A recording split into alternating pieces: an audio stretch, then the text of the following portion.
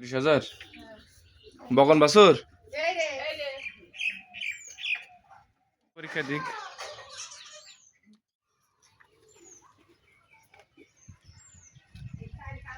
আসসালামু আলাইকুম। প্রান্তিক খামারে গোয়ালঘরের পেজ ও ইউটিউব চ্যানেল থেকে আমি শাহিন আলম আবার আপনাদের সাথে নতুন একটি ভিডিও নিয়ে হাজির হয়েছি। বাজার থেকে গরু ক্রয় নিয়ে আসার পরে আপনারা কি চিকিৎসা করবেন সে বিষয়টা নিয়ে আজকে আলোচনা করব আজকের এই ভিডিওতে। আমরা যারা বাজার থেকে গরু ক্রয় করে নিয়ে আসি, আমাদের কিন্তু সবারই একটা কমন প্রশ্ন থাকে এবং কমন একটা চিন্তা ভাবনা থাকে, কয়দিন পরে গোসল করাবো, কয়দিন পরে চিকিৎসা করাবো, কি চিকিৎসা করাবো, গরু কি খাওয়াবো, এই বিষয় আদিগুলো নিয়েই কিন্তু আজকের আমার এই ভিডিওর আলোচনা। অবশ্যই ধৈর্য সহকারে ভিডিওটি দেখবেন, উপকৃত হবেন যদি আপনি গরু লালন পালন করে থাকেন। এই গরুগুলোকে দেখতে পাচ্ছেন, এই গরুটা আজ থেকে খামারি 7 দিন আগে ক্রয় করে নিয়ে এসেছে।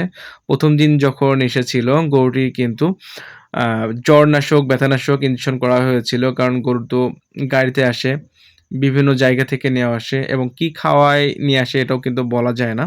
যার কারণে কিন্তু সচেতন যারা খামারি তারা কিন্তু অবশ্যই যখন ক্রয় করে নিয়ে আসে বাজার থেকে গরু, পটাশের পানি দিয়ে 4টা পায়ে কিন্তু ধৌত করে দেয় এবং যে ফ্লোরে থাকে, যে গোয়াল ঘরে থাকে, সেই গোয়ালটাও কিন্তু পটাশের পানি দিয়ে সুন্দরভাবে পরিষ্কার পরিচ্ছন্ন করে দেয় যখন নতুন গরু তোলে।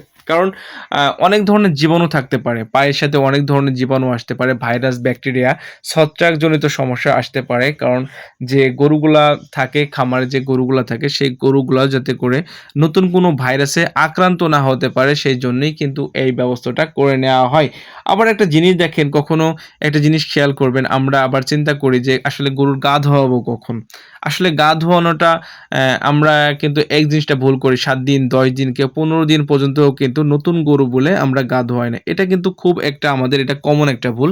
এই ভুলটা আমরা কখনোই করব না। কারণ যখন ব্যাপারীরা গরু হাটে নিয়ে যায় তারাও কিন্তু গা ধোয়ায়ে নিয়ে যায়, পরিষ্কার পরিচ্ছন্ন করে নিয়ে যায়। আপনি কিন্তু সর্বোচ্চ 1 দিন গ্যাপ দিয়ে দ্বিতীয় দিন থেকে কিন্তু গরুর গা ধোয়াতে পারেন। অনেকেই আবার বলেন যে গায়ে ফোঁট বেড়ায়, নতুন পানি পড়লে গায়ে ফোঁট বেড়ায়। আসলে ভাই আপনি গা ধোয়ালেও ফোঁট বেড়াবে, আবার গা না ধোয়ালেও কিন্তু আপনার গরুর গায়ে ফোঁট বেড়াতে পারে। এজন্য একটা জিনিস দেখেন, লক্ষ্য করবেন, এই সমস্ত কাজগুলা কখনোই করবেন না। গরু যখন বাজার থেকে ক্রয় করে নিয়ে আসবেন, একটা কাজ করবেন, কখনোই হুট করে দানাদার খাবার কিন্তু দিবেন না। দানাদার খাবার দিলে অনেক সময় কিন্তু আপনার ঝামেলা হতে পারে, পেট ফাঁপতে পারে, গ্যাস বৃদ্ধি হতে পারে, এক কথায় ফুড পয়জনিং হতে পারে। ১ সপ্তাহ গ্যাপ দিয়ে তারপরের থেকে কিন্তু আপনি আ খাবার দেন, যাতে করে কোনো বাড়তি কোনো ঝুট ঝামেলা না থাকে বা না হয়। অবশ্যই গা ধোয়াবেন।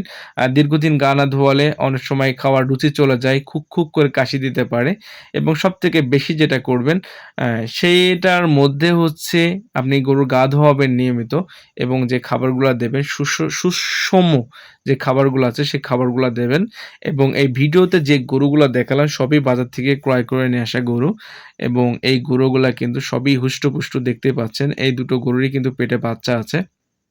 দেখেন আমি দেখে একটু সরে যাচ্ছে। আবার এই যে গরু দুটো বাঁধা দেখতে পাচ্ছেন, এই গরুগুলোও কিন্তু বাজার থেকে ক্রয় করে নিয়ে আসা। আজকের ভিডিওতে আমি যতটুকু ছোট্ট একটা মেধায় যতটুকু জানা আছে ততটুকু আপনাদের মাঝে দেওয়ার চেষ্টা করলাম। ভিডিওটা যদি ভালো লেগে থাকে আপনাদের, অবশ্যই একটা লাইক, কমেন্ট, শেয়ার করে পাশে থাকবেন ইনশাআল্লাহ। সে পর্যন্ত সবাই ভালো থাকবেন, সুস্থ থাকবেন। আল্লাহ হাফেজ সবাইকে।